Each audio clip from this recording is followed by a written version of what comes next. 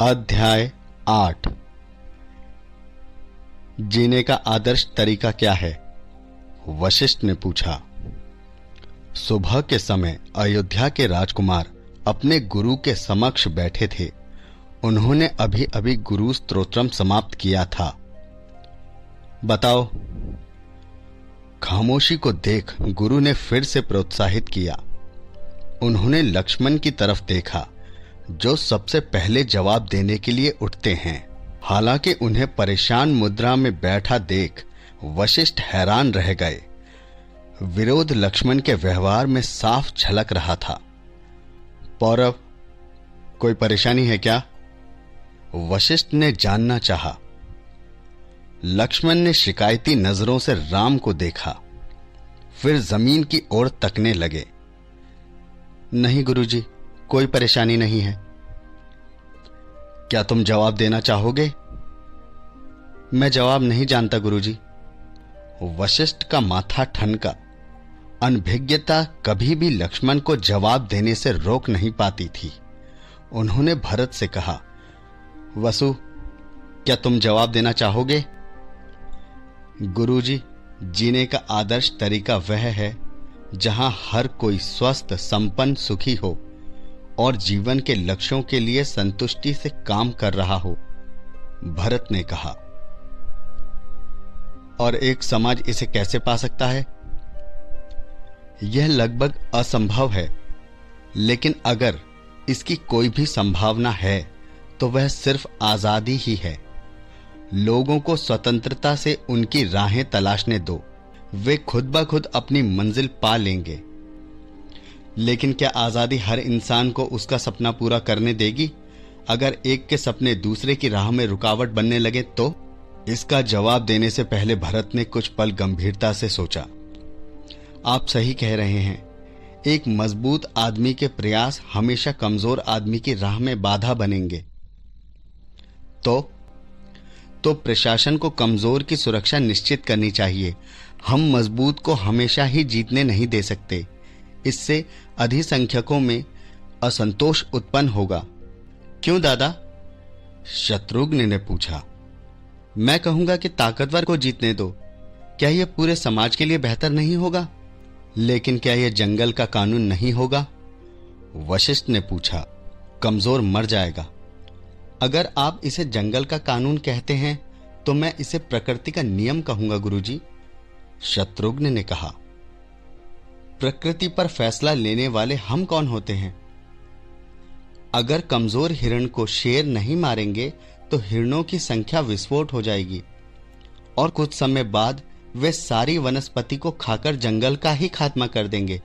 जंगल के लिए ताकतवर का जीतना ही बेहतर है। यह संतुलन कायम करने का प्रकृति का नियम है।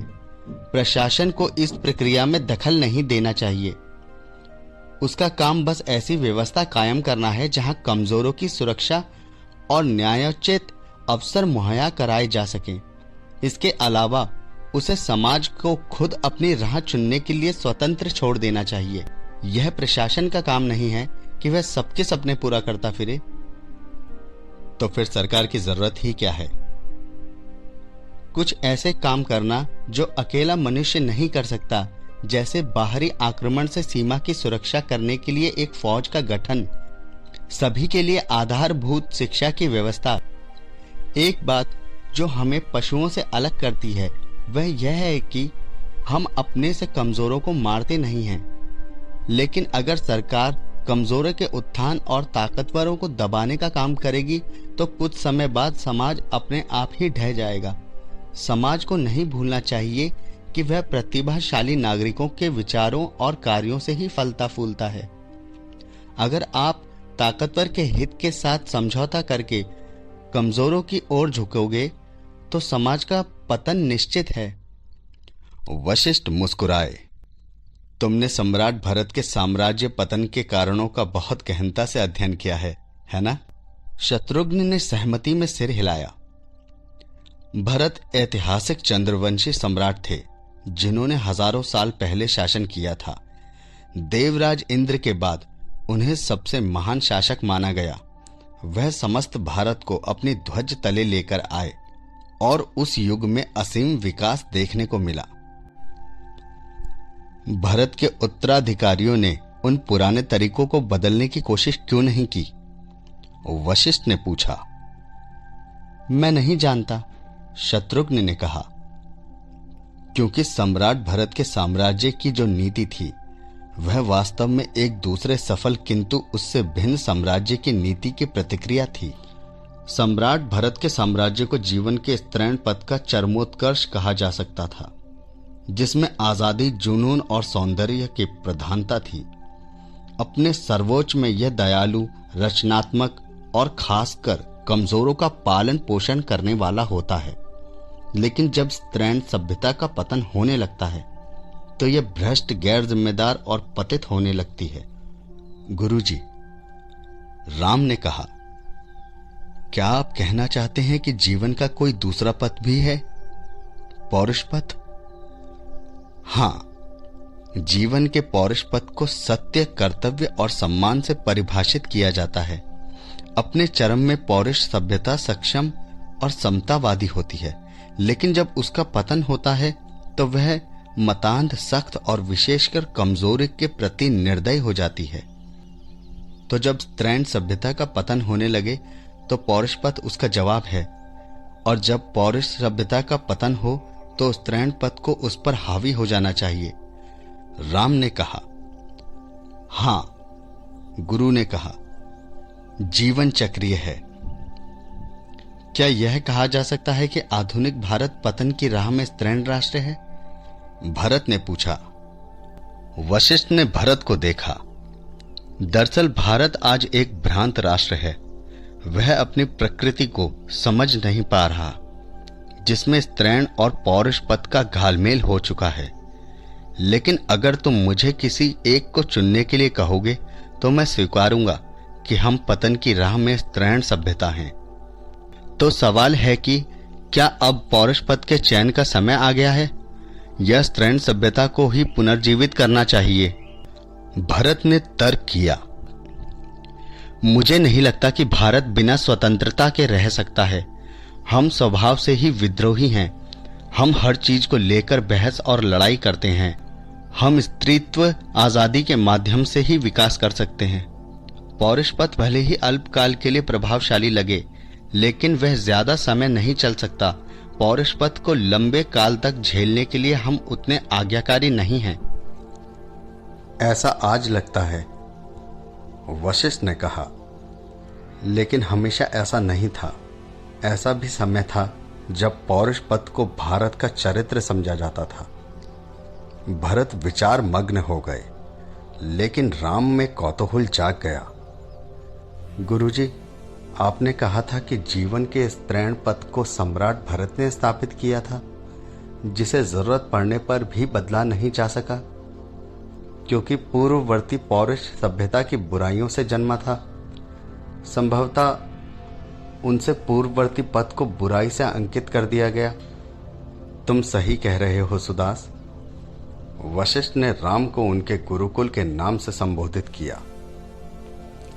क्या आप हमें जीवन के इस पौरुष पथ के बारे में बता सकते हैं? वह कैसा साम्राज्य था? राम ने पूछा। क्या इसमें हमारे वर्तमान की समस्याओं का जवाब मिल सकता है? वह साम्राज्य जिसका उदय कई सदियों पहले हुआ था, जिसने पूरे भारत पर नियंत्रण स्थापित कर लिया था, यह जीवन का बिल्कुल भिन्न पथ था और अपने चरम पर उसने महानता की ऊंचाइयों को छुआ था। वे लोग कौन थे? उनकी नींव यहीं रखी गई थी जहां हम हैं।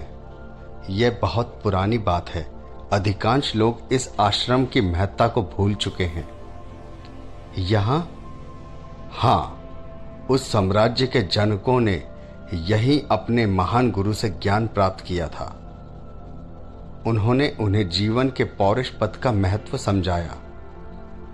यह उन्हीं का आश्रम था। वह महान ऋषि कौन थे? राम ने चकित होकर पूछा। वशिष्ठ ने गहरी सांस ली। वह जानते थे कि जवाब से उन्हें झटका लगेगा। उस प्राचीन महर्षि का नाम आज भय का पर्याय है। इतना कि आज भी उनका नाम धीमी आवाज में लिया जाता है। अपनी आंखें राम पर केंद्रित करके उन्होंने जवाब दिया, महर्षि शुक्राचार्य। भरत, लक्ष्मण, शत्रुघ्न जम गए। शुक्राचार्य असुरों के गुरु थे और राक्षसी सन के असुरों ने हजारों साल पहले लगभग समग्र भारत को अपने नियंत्रण में ले लिया था। उन्हें आखिरकार देवों ने लंबे चले संग्राम में पराजित किया। यद्यपि असुर साम्राज्य का विनाश हो गया था, लेकिन इससे भारत की भी भारी तबाही हुई थी। लाखों लोग मारे गए और सभ्यता के पुनरुद्धार में लंबा समय लगा। देवों के राजा इंद्र ने असुरों को भारत से बाहर खदेड़ दिया था। शुक्राचार्य का नाम मिट्टी में मिल गया था और उनके नाम के साथ नाराजगी और आतंक जुड़ गया। छात्र सत्य के कारण अभी कुछ कहने की स्थिति में नहीं थे। हालांकि राम की आंखों में जिज्ञासा देखी जा सकती थी। वशिष्ठ रात को अपने शिष्यों के मन में चल रही उथल पुथल की था लेने के लिए बाहर निकले। गुरु शुक्राचार्य के बारे में सुबह हुई बातों ने कुछ तो असर छोड़ा होगा।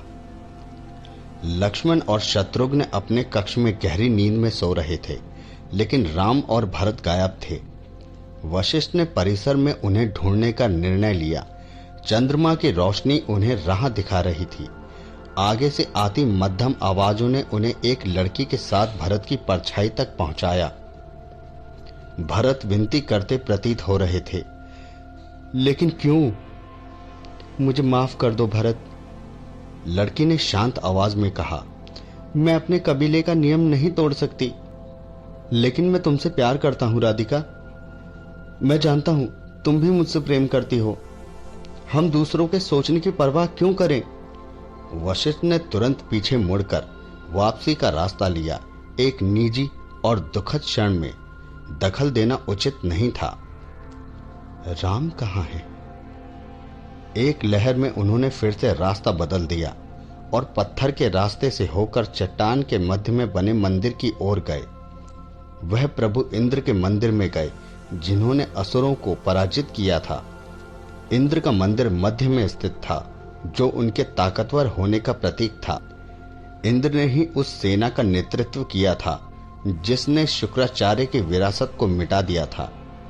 वशिष्ठ ने विशाल मूर्ति के पीछे से आते मध्यम स्वर को सुना और वह सहज रूप से उस ओर बढ़ गए।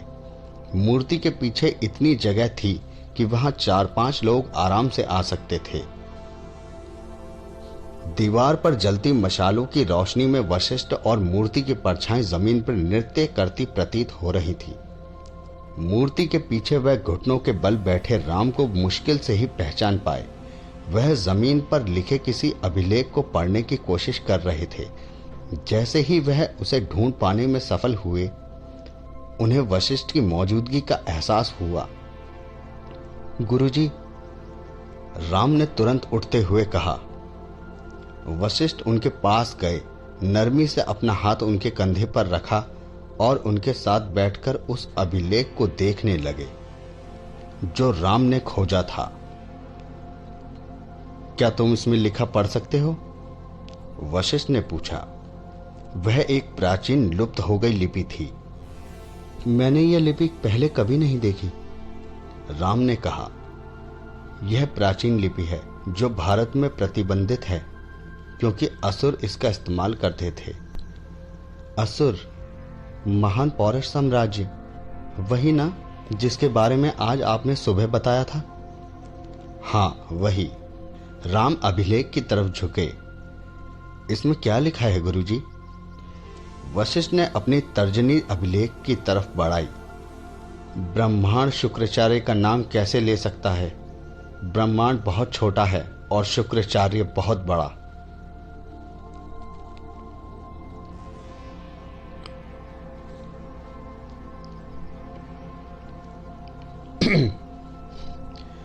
वशिष्ठ ने अपनी तर्जनी अभिलेख की तरफ बढ़ाई। ब्रह्मांड शुक्राचार्य का नाम कैसे ले सकता है? ब्रह्मांड बहुत छोटा है और शुक्राचार्य बहुत बड़े। राम ने हल्के हाथों से अभिलेख को छुआ।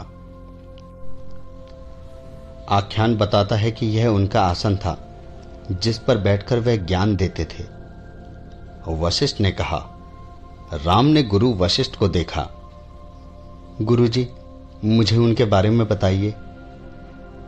कुछ लोग अभी भी यह मानते हैं कि वो शायद एक महान भारतीयों में से थे जिन्होंने धरती पर कदम रखा। उनके बचपन के बारे में मैं ज्यादा नहीं जानता। अप्रामाणिक बातों से पता चलता है कि वह मिस्र के एक दास परिवार में पैदा हुए थे, जिन्हें बचपन में ही उनके परिवार ने त्याग दिया था। फिर उन्हें वहां घूमने गई असुर राजकुमारी ने गोद लिया, जिन्होंने भारत में उनका पालन पोषण किया। हालांकि उनके कार्यों को जानबूझकर नष्ट कर दिया गया, जिससे कोई नहीं जान सके कि वह उस जमाने में भी कितने ताकतवर और संपन्न थे।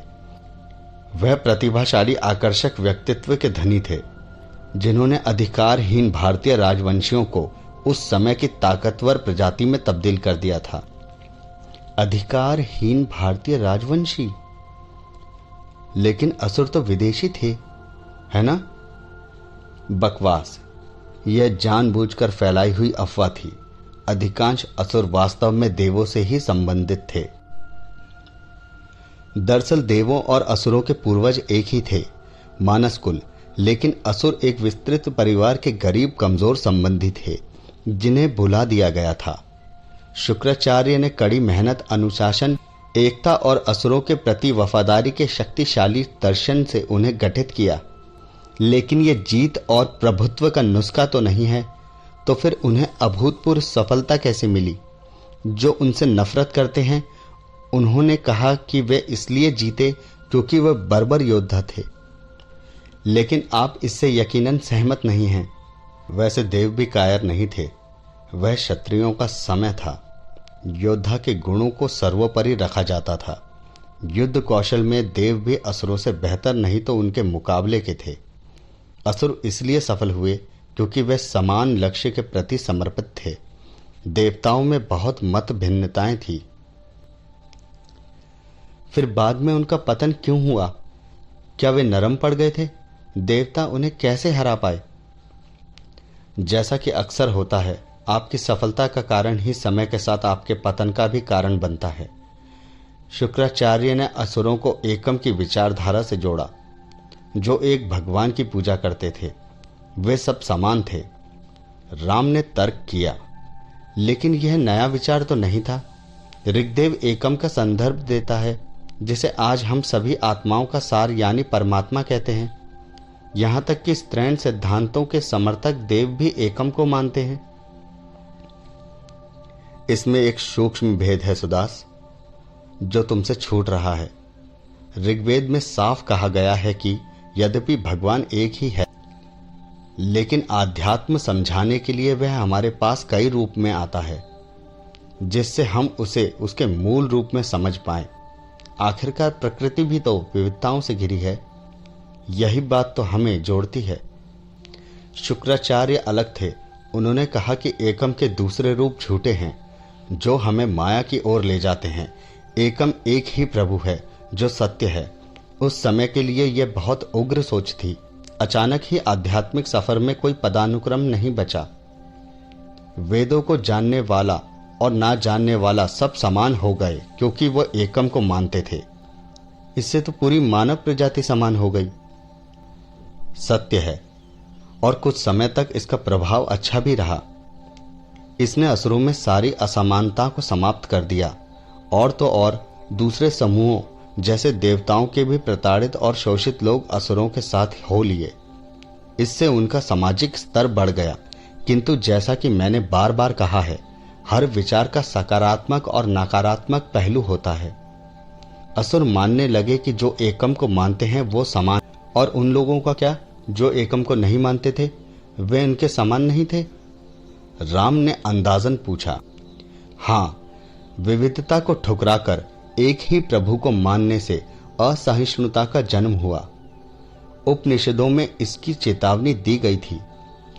हाँ, मुझे वह स्रोत याद है, खासकर वह दोहा, एक बच्चे को तेज तलवार पकड़ाना उदारता नहीं बल्कि गैर जिम्मेदाराना है। क्या यही असुरों के साथ भी हुआ? हाँ, शुक्राचार्य के शुरुआती छात्र, जिनका उन्होंने खुद चयन किया था, वे एकम की धारणा को समझने के लिए पर्याप्त बुद्धिमान और आध्यात्मिक रूप से सक्षम थे। लेकिन असुर साम्राज्य का बहुत ही तेजी से विस्तार हुआ और इसमें कई तरह के लोग समाते गए। समय के साथ इसके अनुयायी राष्ट्र को एकजुट करने के मकसद से अतिवादी हो गए। उनका भगवान सत्य था, दूसरों का झूठ। वे उन लोगों से नफरत करने लगे जो उनके भगवान को नहीं मानते थे और इसलिए उन्होंने उनकी हत्या करनी शुरू कर दी। क्या? भौचक्के राम ने पूछा। यह तो निरर्थक है। क्या एकम के ही स्तोत्रम में नहीं कहा गया कि जो एक प्रभु की अवधारणा को सही मायनों में समझ लेगा वह किसी से नफरत नहीं कर सकता? एकम तो हर इंसान और हर वस्तु में है। अगर आप किसी इंसान या वस्तु से नफरत करते हैं तो आप स्वयं एकम से नफरत करते हैं। हाँ, यह सच है। बदकिस्मती से असुर मानते थे कि वो जो कर रहे हैं वह सही है। संख्या के बढ़ने के साथ उनके सिपाहियों ने आतंक का कहर बरपा दिया, मंदिरों को ढहाया, मूर्तियां तोड़ी और दूसरे भगवानों की पूजा करने वालों की हत्याएं की। राम ने सिर हिलाया। उन्होंने जरूर सबको अपने खिलाफ कर लिया होगा। बिल्कुल, और जब हालात बदले तो असुरों का कोई मित्र नहीं था। दूसरी तरफ देव जो पहले से ही विभाजित थे, उन्होंने कभी दूसरों पर अपने सिद्धांत थोपने की कोशिश नहीं की थी। वे करते भी कैसे? वे अपने आप में भी सहमत नहीं थे। उनका जीवन सिद्धांत आखिर क्या था? इत्तेफाक से जब मित्रों के चयन की बात आई तो वे तब भी एकमत नहीं हो पाए। असुरों की निरंतर हिंसा और उकसावे से गैर असुर तंग आ चुके थे, तो उन्होंने अपने दुश्मनों यानी देवताओं से हाथ मिला लिया। उधर विडंबना यह रही कि अब असुरों में हिंसा के खिलाफ सवाल उठने लगे थे। वे भी उनसे अलग थलग होने लगे। तो अब भी क्या असुरों की पराजय में कोई संदेह रह गया था? राम ने अपना सिर हिलाया। पौरुष पथ में यह बड़ा जोखिम है ना? अतिवादी विचार आसानी से असहनशीलता और कठोरता में बदल जाते हैं, खासकर परेशानी के समय में। स्त्रैण पथ में यह समस्या नहीं आती। हाँ, कठोर असहनशीलता ऐसे शत्रु उत्पन्न करती है जिनसे बातचीत संभव नहीं हो पाती है। लेकिन स्त्रैण पथ की अपनी समस्याएं हैं, खासकर कि सबको एक बड़े लक्ष्य में जोड़ा कैसे जाए। स्त्रैण पथ के अनुयायी अक्सर आपस में बटे हुए होते हैं और उन्हें एकजुट करने के लिए किसी चमत्कार की ही जरूरत होती है, तभी उन्हें एक ध्वज के तले एकत्रित किया जा सकता है। राम, जो कि खुद आधुनिक भारत में स्त्रैण पथ के मतभेद और अक्षमताएं देख रहे थे, उनका पौरुष पथ के प्रति उत्सुक होना स्वाभाविक था। पौरुष पथ को पुनर्जीवित किया जाना चाहिए। असुरों का मार्ग ही भारत की वर्तमान समस्याओं का जवाब है, लेकिन असुरों के मार्ग का दोहराव ना तो किया जा सकता है ना किया जाना चाहिए। कुछ सुधार और व्यवस्थाएं जरूरी हैं। सवालों को प्रोत्साहित किया जाना चाहिए और तभी वे हमारी समस्याओं का उपचार बन पाएंगे। स्त्रैण पथ क्यों नहीं? गुरु ने पूछा। मैं मानता हूं कि स्त्रैण पथ के अधिनायक अपनी जिम्मेदारियों से बचते हैं। अपने अनुयायियों के लिए उनका संदेश होता है, यह आपका निर्णय है। जब हालात बिगड़ने लगते हैं तो कोई जिम्मेदारी लेने वाला नहीं होता। पौरुष पथ में सारी जिम्मेदारी अधिनायक की मानी जाती है और जब अधिनायक जिम्मेदारी ले लेता है तो समाज प्रगति करने लगता है। वहां समाज के लिए स्पष्ट निर्देश और मकसद होते हैं, नहीं तो बस अंतहीन बहस, जांच, पक्षपात ही चलता रहता है। वशिष्ठ मुस्कुराए। तुम चीजों को ज्यादा ही सहज कर रहे हो, लेकिन मैं भी इस बात से इनकार नहीं करूंगा कि जब आपको तुरंत परिणाम चाहिए तो पौरुष पथ बेहतर है। स्त्रैण पथ में समय लगता है, लेकिन लंबे समय में यह ज्यादा स्थिर और टिकाऊ साबित होता है। अगर हम अतीत से सबक लें तो पौरुष पथ को भी टिकाऊ बनाया जा सकता है। क्या तुम एक नई राह बनाना चाहते हो? यकीनन, मैं कोशिश करूंगा, राम ने ईमानदारी से कहा। अपनी महान मातृभूमि के लिए यह मेरा कर्तव्य है। तो पौरुष पथ को पुनर्जीवित करने के लिए तुम्हारा स्वागत है, लेकिन मैं सुझाव दूंगा कि तुम इसे असुरों के नाम से मत जोड़ना। फिर आप क्या सुझाव देंगे? नाम से कोई फर्क नहीं पड़ता, बात सिद्धांत में है। एक समय था जब असुर पौरुष पथ का प्रतिनिधित्व कर रहे थे और देवता स्त्रैणपद का। फिर असुरों का विनाश हुआ और सिर्फ देवता बच पाए। सूर्यवंशी और चंद्रवंशी देवों के ही वंशज हैं। दोनों ही स्त्रैणपद के अनुयायी हैं। लेकिन अगर तुम वह हासिल करते हो जो मुझे लगता है, तो सूर्यवंशी तो पौरुष पद के प्रतिनिधि बन जाएंगे, लेकिन चंद्रवंशी स्त्रैण पद पर ही चलते रहेंगे। इसलिए मेरा कहना है कि नामों से कोई फर्क नहीं पड़ता। राम फिर से अभिलेख को देख रहे थे, जो किसी अनजान आदमी ने कई साल पहले लिख छोड़ा था। यह किसी सक्षम विद्रोही का काम लग रहा था। शुक्राचार्य का नाम पूरे देश में प्रतिबंधित था। उनके अनुयायी भी उनका नाम नहीं ले सकते थे। अपने गुरु को सम्मान से याद तक ना कर पाने का घाव पर यह संभवतः लेप के समान था। वशिष्ठ ने अपना हाथ राम के कंधे पर रखा। मैं शुक्राचार्य के बारे में तुम्हें और बताऊंगा। उनका जीवन दर्शन, वह महान थे। तुम उनसे बहुत कुछ सीखकर एक महान साम्राज्य की स्थापना कर सकते हो, लेकिन तुम्हें याद रखना होगा कि जितना तुम किसी महान आदमी की सफलताओं से सीख सकते हो, उससे अधिक उसकी असफलता से सीखा जा सकता है। जी गुरुजी। अध्याय 8 समाप्त। अगर आपको ये वीडियो अच्छी लगी हो तो हमारे channel audio books by Ravi Patharia को जरूर सब्सक्राइब करें और बेल आइकन को भी दबा दें, ताकि हमारी वीडियो के अपडेट्स आपको तुरंत मिल सकें। धन्यवाद।